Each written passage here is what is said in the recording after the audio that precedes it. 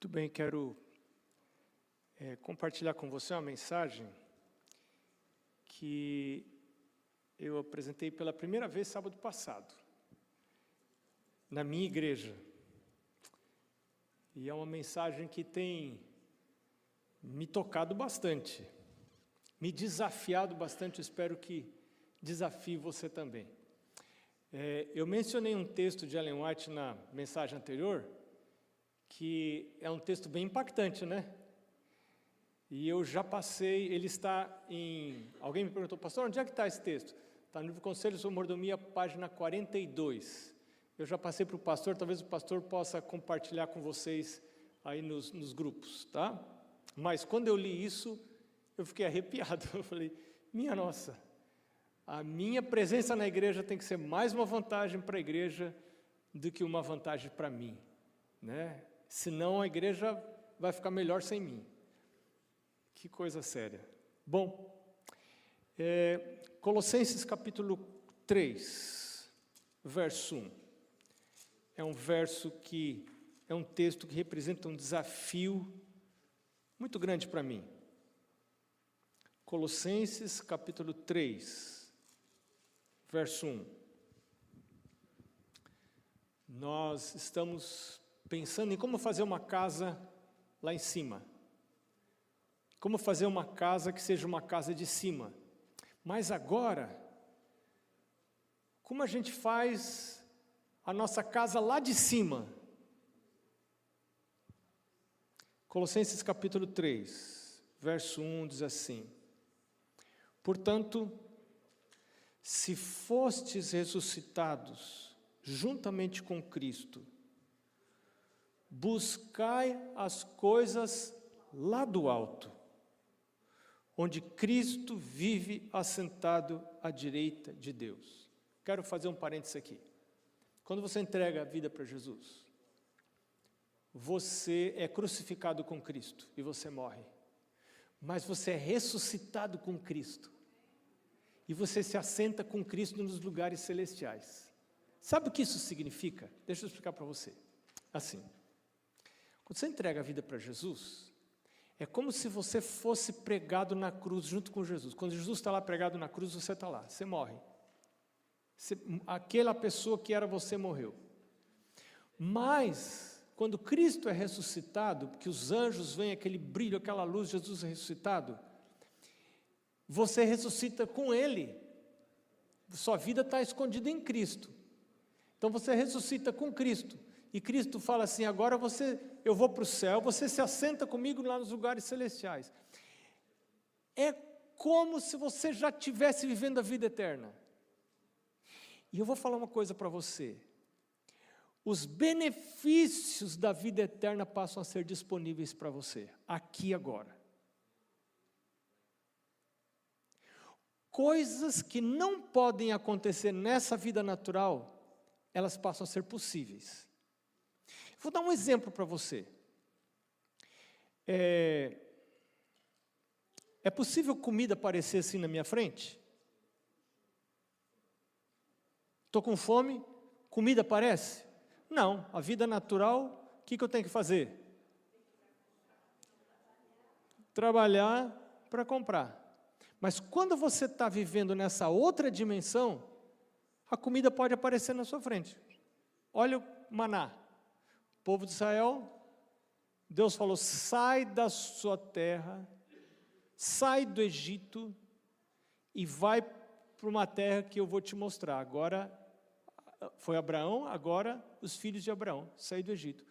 Deus leva para o deserto, não tem comida. Deus fala, isso não é problema para mim, você já está vivendo em uma outra dimensão, comida vai cair todo dia para você. Não tenha medo. Morto ressuscita? Não, morto não ressuscita. Você vai lá no funeral, cemitério, está tudo lá. Mas nessa outra dimensão, morto pode ressuscitar. Pessoas podem ser curadas. Você está vivendo numa outra dimensão. Você percebe? Você entrega a vida para Jesus, você é crucificado com Cristo, mas você ressuscita com Ele e você se assenta com Ele nos lugares celestiais. E agora você já está vivendo numa outra dimensão. Você não precisa mais ter emprego para comer. Você tem emprego porque a Bíblia fala assim, quem não trabalha também não come. Mas agora você já não depende do emprego para comer. Não sei se eu estou me explicando.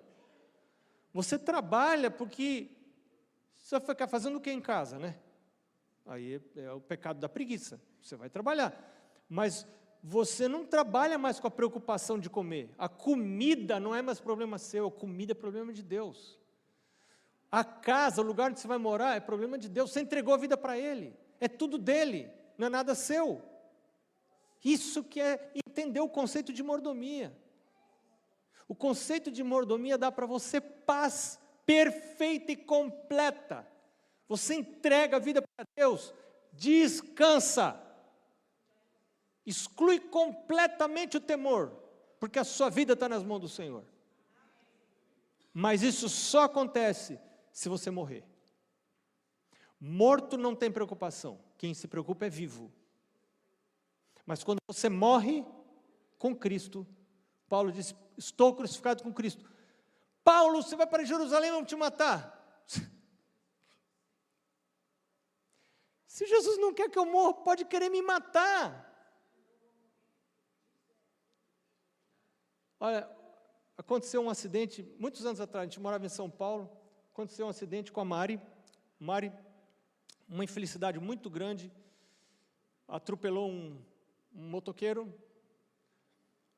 quebrou a perna, nós cuidamos dessa pessoa, levamos ao hospital, trouxemos para a nossa casa, tratamos da família, a mulher veio com os filhos, comeram algumas vezes lá em casa, passou um tempo, essa família começou a nos extorquir.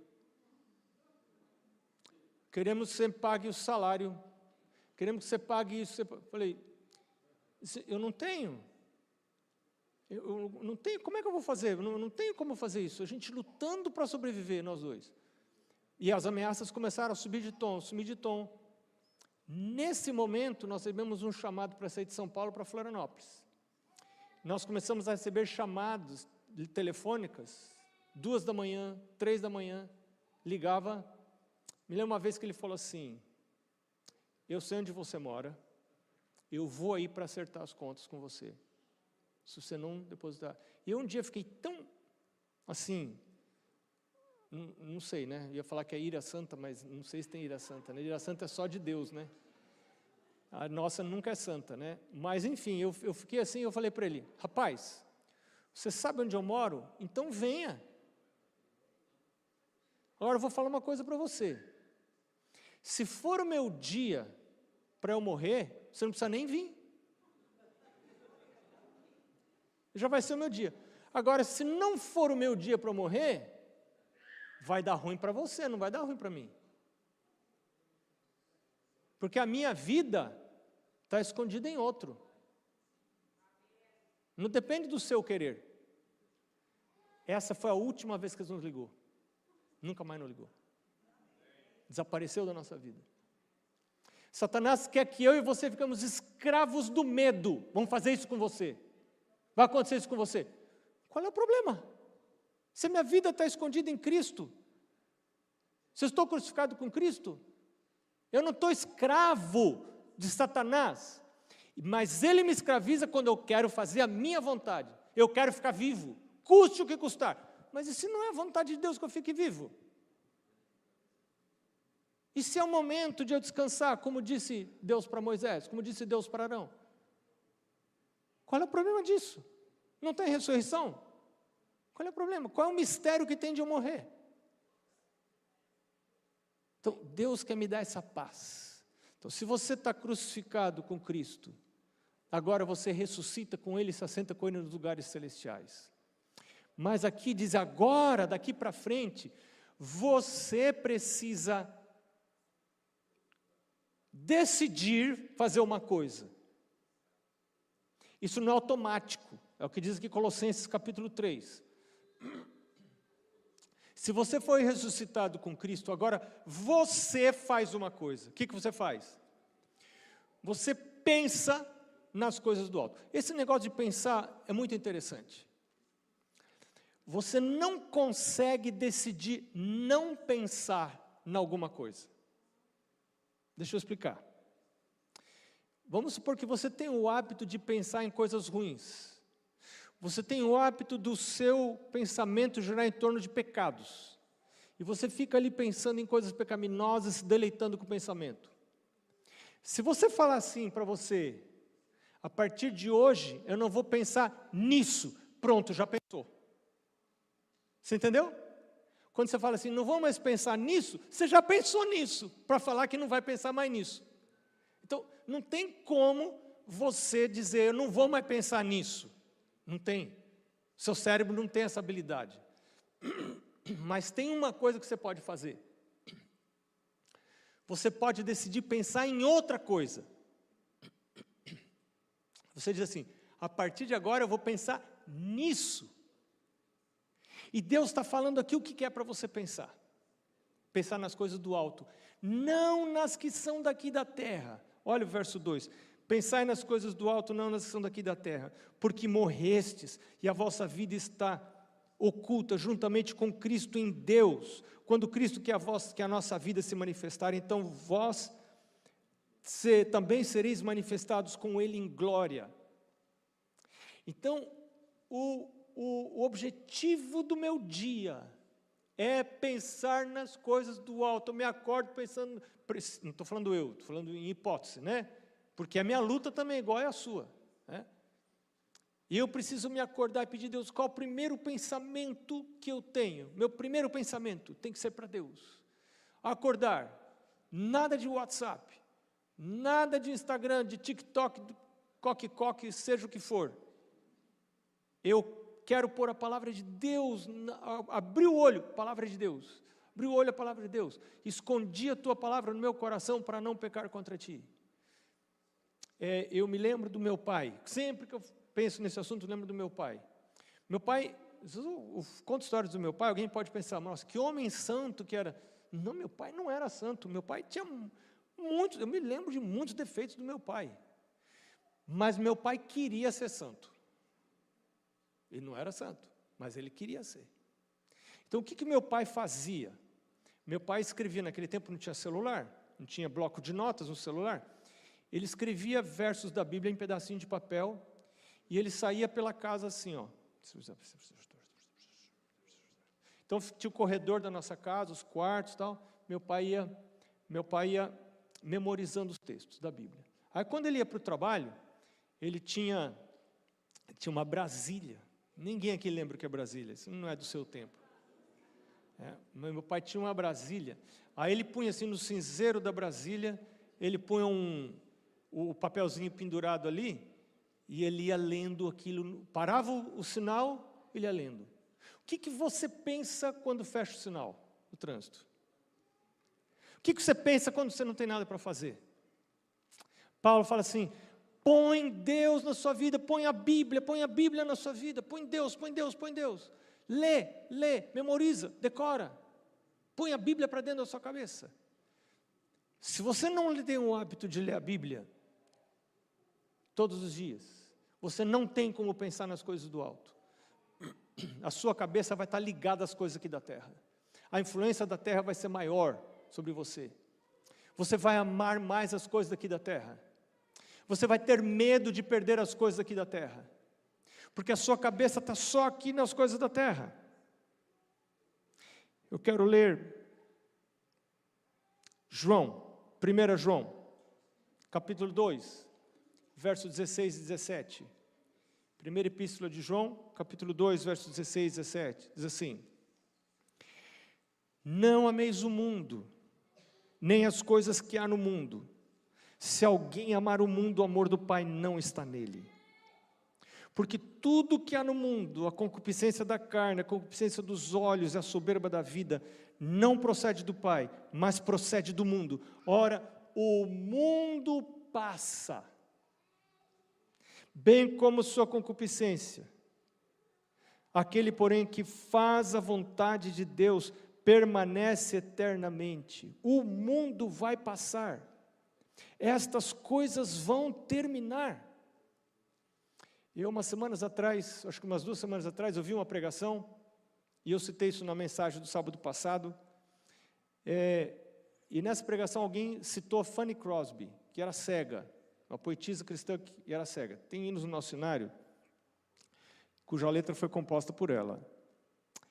E ela teria dito que, se Deus oferecesse para ela de volta a visão, ela disse: eu rejeitaria, eu não quero mais ter a visão, porque eu me distrairia com as coisas dessa terra, eu não quero me distrair. Eu quero me voltar a enxergar só lá, não quero mais ver as coisas dessa terra, eu quero me desligar das coisas dessa terra. Eu fiquei pensando naquilo, quantas vezes eu me distraio. Sabe que às vezes quase todo dia eu saio para fazer minha caminhada de manhã, e parte da minha oração eu vou fazendo na caminhada. E geralmente, a hora que eu caminho, está escuro. Então eu vou caminhando, vou orando, e está escuro, estou de olho aberto para não tropeçar, e vou caminhando e vou orando. Mas às vezes eu vou caminhar mais tarde, já clareou o dia. Eu me distraio tanto. Eu não consigo orar do mesmo jeito, porque o meu olho fica... Eu tenho que abrir o olho para caminhar, mas o meu olho fica, olha lá, olha aquele negócio colorido. Mas à noite eu não me distraio tanto, e de madrugada está escuro, dá para caminhar sem se distrair tanto, dá para orar melhor. Ela tinha razão. Às vezes uma bênção que Deus me dá, se eu não usar direito, a bênção da visão, ela me distrai. Ela tira de mim o alvo que eu deveria ter, que é a vida eterna. Jesus disse uma coisa muito interessante. Uma outra bênção que nós recebemos de Deus são as bênçãos materiais. E olha aqui que disse Jesus. Mateus capítulo 6, versos 19 a 24. Jesus diz assim: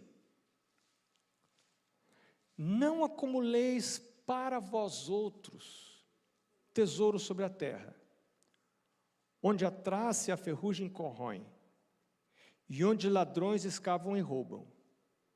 Mas ajuntai para vós outros tesouros no céu, onde nem a traça, nem ferrugem corrói, e onde ladrões não escavam nem roubam. Porque onde está o teu tesouro, aí estará também o teu coração. Sabe, tem gente que lê esse verso e pensa que Jesus é contra você acumular tesouros para você mesmo. A pessoa lê ali e fala assim: nossa, Jesus é contra acumular tesouros para mim mesmo. Você se distraiu na leitura, você não leu direito. Se você ler direito esse texto, você vai ver que é exatamente o oposto. Jesus é a favor de você acumular tesouros para você mesmo. Você vê que a segunda frase, Jesus fala: mas acumuleis tesouros para vós mesmos. A primeira frase é: não acumuleis tesouros para vós mesmos. Mas a segunda frase é: acumuleis tesouros para vós mesmos. Jesus não é contra você acumular tesouros para você. Jesus apenas mostra que é uma tolice você acumular tesouro aqui nessa terra. Por que é uma tolice acumular tesouro aqui? Porque a gente vai perder tudo. A gente vai perder tudo. Olha, hoje de manhã, a gente parou num Airbnb perto daqui. E aí, a gente trouxe o nosso desjejum, e eu fui preparar um coisinha de aveia, como é que é? Um mingauzinho de aveia, estilo americano, né? Aí eu fui ferver, sabe aquelas chaleiras elétricas, né? Não sei como é que chama aquilo em português. Você põe água lá dentro, a água ferve, e eu já trouxe preparadinha, aveia, temperadinha, tal, com fruta picada, tal. Era só pôr a água, né?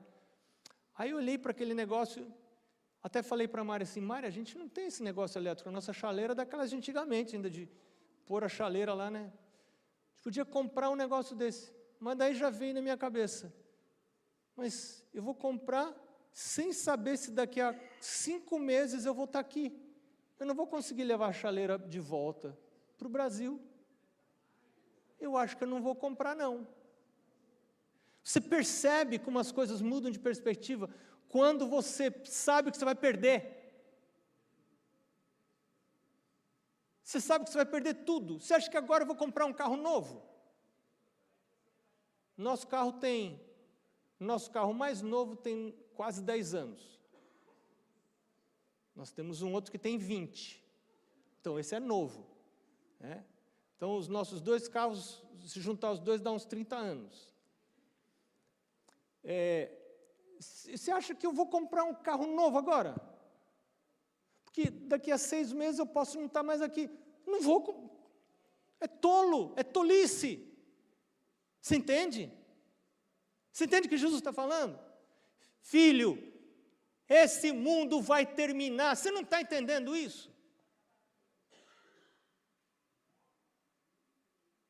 A gente está querendo se apegar a coisas que não dá para se apegar. Seja morando aqui, seja morando no Brasil, seja morando na Europa, seja morando onde for, tudo vai acabar, tudo vai ser perdido. Você está entendendo isso?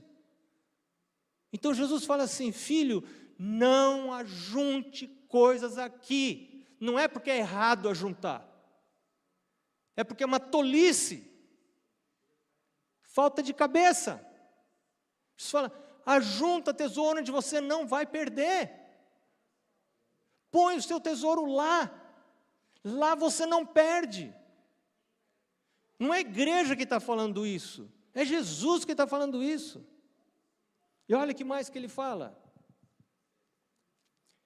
Verso 21, Mateus 6. Porque onde está o seu tesouro? Onde está o teu tesouro, aí estará também o teu coração. Aquilo onde você põe o seu dinheiro, ali vão as suas afeições. Quanto mais dinheiro eu invisto na minha casa, não está errado pôr dinheiro na minha casa, não me entenda mal, mas quanto mais dinheiro eu ponho na minha casa, mais meu coração está na minha casa. Quanto mais dinheiro eu invisto no reino de Deus, mais meu coração está no reino de Deus. Quanto mais meus filhos investem no reino de Deus, mais o coração dos meus filhos está no reino de Deus. Quando eu entendi isso, Mari e eu, nós começamos um programa sério de tornar as nossas filhas dizimistas e pactuantes antes de sair de casa. Antes de sair de casa, antes de casar. Porque se elas estiverem devolvendo o dízimo, e a gente começou a dar uma mesadinha para elas, a gente estava numa pendura que você não sonha. Não dá tempo de eu contar aqui agora. Uma dificuldade tremenda. Mas, Mari, vamos espremer o que dá, dar uma mesadinha pequenininha, com um objetivo principal. Qual é? Ensinar elas a devolver o dízimo e a ter um pacto. Por quê? Porque seu filho não abandona os caminhos de Deus enquanto estiver devolvendo o dízimo. Ele precisa parar primeiro de devolver o dízimo para daí se afastar do caminho de Deus. Porque cada vez que você devolve o dízimo, você está dizendo, eu acredito que tem vida eterna. Eu acredito que tem um Deus no céu. Porque se você devolve o dízimo e não acredita, então você é um trouxa. Então a sua cabeça não funciona direito. Fizeram lavagem cerebral em você não bate bem na cabeça. Fica dando dinheiro para os outros. Não, eu não devolvo o dízimo para dar dinheiro para os outros. É porque eu creio que a Bíblia é a palavra de Deus e que tem o Deus no céu. No momento que eu parar de crer nisso aqui, sou tonto de ficar dando dinheiro para os outros. Eu paro de devolver o dízimo. Pronto, simples assim. Mas Jesus falou, onde tiver o seu tesouro, aí vai estar seu coração grudadinho. Onde você investe? Pastor, gosto de comer fora. Não está errado de comer fora. Maria e eu às vezes saímos comer fora. Não muito, porque a gente não pode, mas menos do que a gente gostaria, mas nós de vez em quando vamos. Quanto do seu dinheiro vai aí? Aí está o seu coração. Aí está seu coração. Onde estiver o meu tesouro, aí está o meu coração. Aí Jesus diz assim, são os olhos, verso 22, a lâmpada do corpo. Se os teus olhos forem bons, todo o teu corpo será luminoso. Se, porém, os teus olhos forem maus, todo o teu corpo estará em trevas. O que é isso? São os alvos da minha vida. Para onde que eu olho? Se o meu olhar for bom, todo o meu corpo vai ser luminoso. Mas se eu estiver olhando para coisa que vai desaparecer, para coisa que não é eterna, eu vou desaparecer com essas coisas. Por isso Paulo fala, pensa nas coisas do alto, olha para as coisas do alto, onde Cristo está sentado à destra do Pai. Verso 24. Duro sermão de Jesus. Ninguém pode servir a dois senhores, porque ou há de aborrecer-se de um e amar a outro, ou se devotará a um e desprezará o outro. Não podeis servir a Deus e as riquezas. Muita gente pensa que quando Jesus está falando não podeis servir dois senhores, está falando de Deus e o diabo.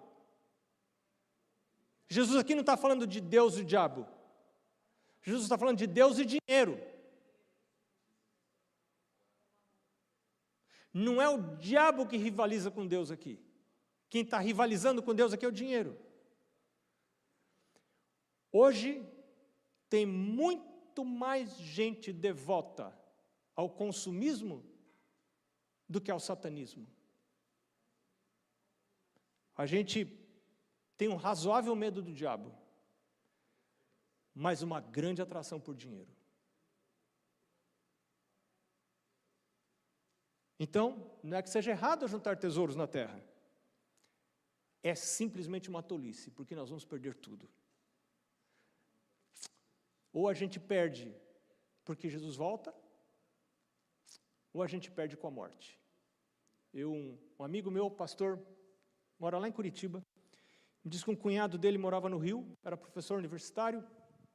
O sonho dele era comprar um motorhome e viajar pela América do Sul. Ele foi juntando dinheiro. Um ano anterior à aposentadoria, ele conseguiu comprar, tinha um bom dinheiro guardado, ele ganhava razoavelmente bem, comprou um lindo do motorhome. Estacionou lá, começou a cuidar, se preparar, ia se aposentar, sair. Assim que ele se aposenta, ele começou a sentir algumas coisas, foi ao médico e falou assim, você tem câncer. Em 3 meses, ele estava morto. O motorhome, paradinho, não fez nem uma viagem.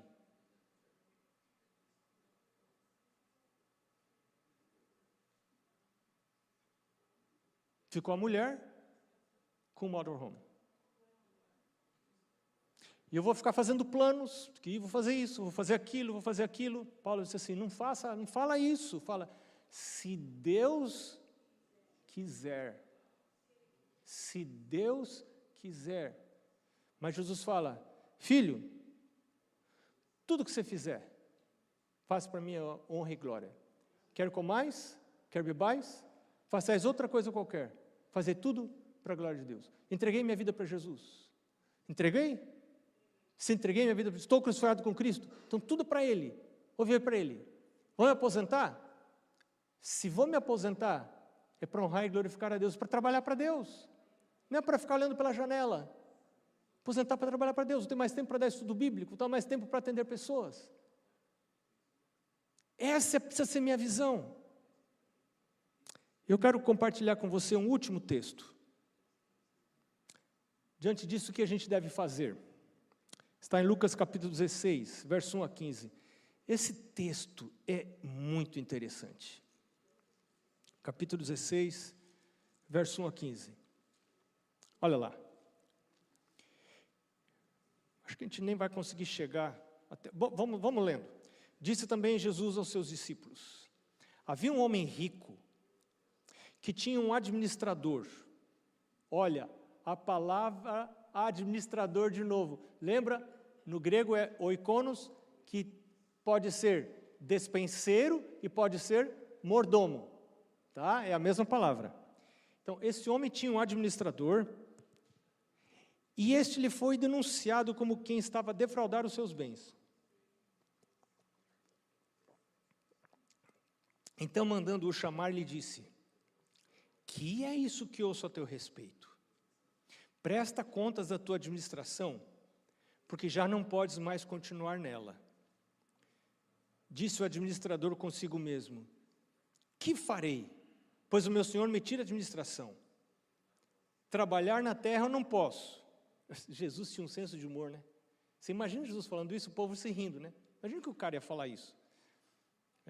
Mas a gente pensa, mas não fala, né? Não quero trabalhar no pesado. A gente não fala para os outros que é feio, mas ele pensava. E Jesus disse, ele pensou assim, não vou trabalhar no pesado, trabalhar na terra, não posso. Também de mendigar tenho vergonha.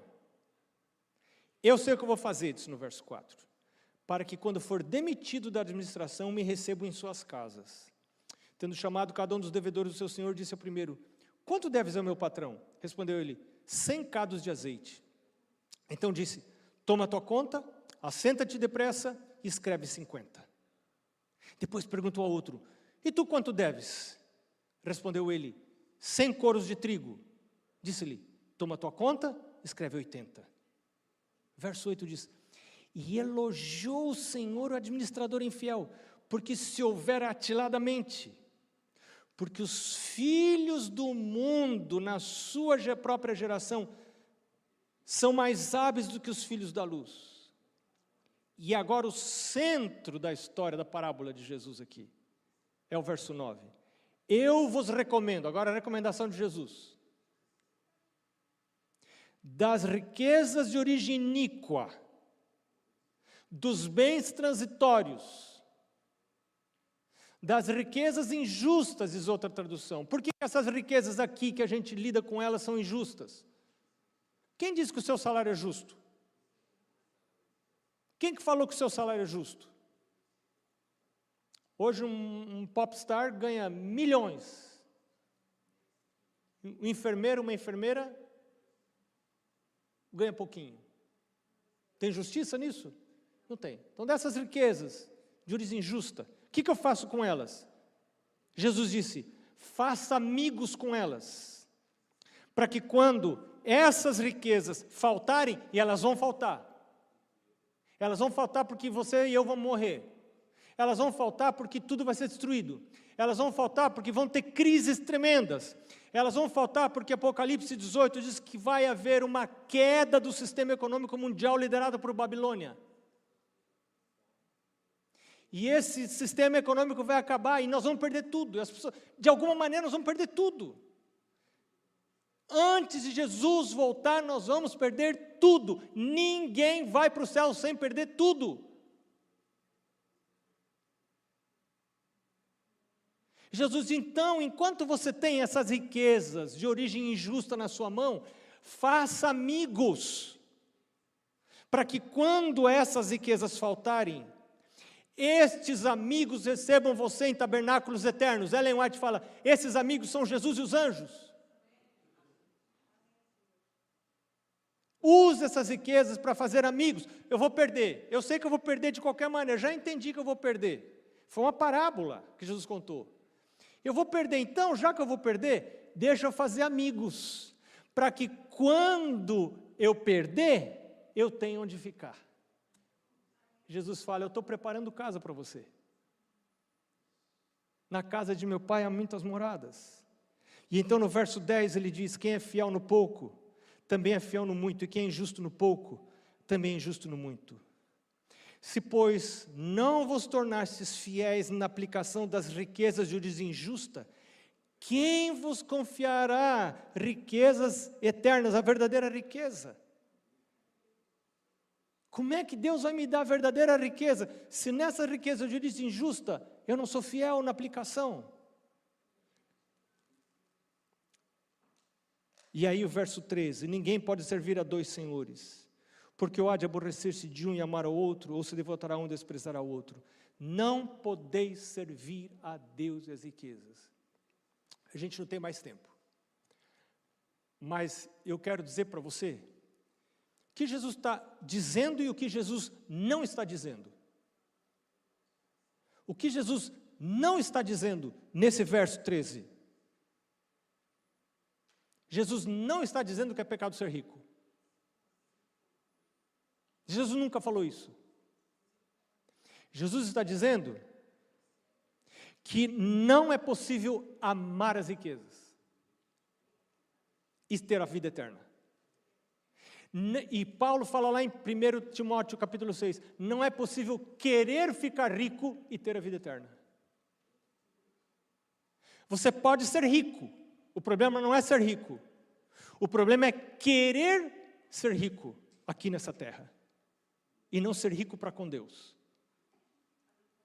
Leia lá depois 1 Timóteo capítulo 6. O Senhor está nos chamando para tomarmos algumas decisões com respeito à nossa vida econômica, à nossa vida financeira. E a palavra de Deus está nos chamando. Esse é um desafio para mim também. Eu quero pedir a meu Deus que me dê a verdadeira perspectiva das coisas e que me ajude a colocar, transferir essas riquezas de origem justa para um lugar onde elas não vão mais ser perdidas. Não vai perder, não é possível você perder, lá não vai perder. E vão durar eternamente. Eu estava lá nas Filipinas, ano passado, quando eu ouvi, aliás, há uns 2 anos atrás, numa ordenação de pastores, eu ouvi um pastor lá dessa divisão que tem a sede nas Filipinas, cantando na sua ordenação uma música que eu nunca tinha ouvido, música me tocou profundamente. Ele era o tesoureiro da divisão do Sudeste Asiático, que tem a sede nas Filipinas. E agora, ano passado, eu fui chamado para apresentar algumas mensagens para todos os tesoureiros de todas as instituições da igreja daquela região. Administradores de hospitais, de colégios, de universidades, tesoureiros de associações, de uniões, da divisão, todos. E essa música foi a música tema. É uma oração. E eu queria compartilhar essa oração com você. Eu não sei se, eu acho que não foi possível, vai ser possível aparecer ali? Claro que você possivelmente não conheça essa música, mas, se mais para o final da música você puder acompanhar, eu quero convidar você para cantar junto, tá bem?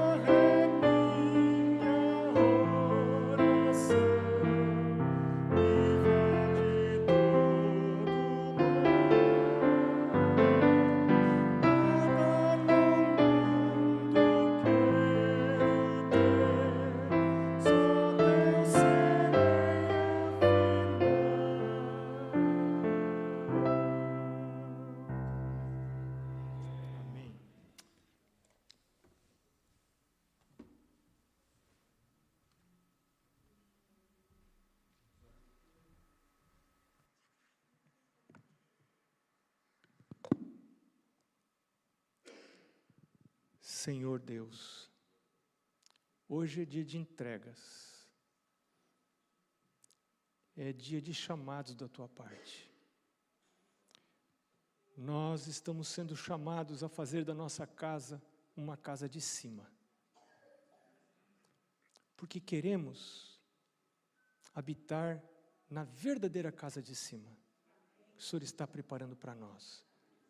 Nós queremos subir para lá, com nossos filhos, nossos vizinhos, as pessoas que nos cercam. Nós queremos aceitar o Teu chamado para morrermos com Cristo, mas também para ressuscitarmos com Cristo. E sermos aqui dispenseiros. Nossa função aqui é oferecer para os outros aquilo que recebemos do Senhor. Nada é nosso, tudo é do dono da despensa. E a gente tem o privilégio de se servir dessa despensa. Que Deus maravilhoso. Senhor, nos dá essa visão. Nos ajuda a pensar nas coisas de cima. Nós pedimos em nome de Jesus. Amém.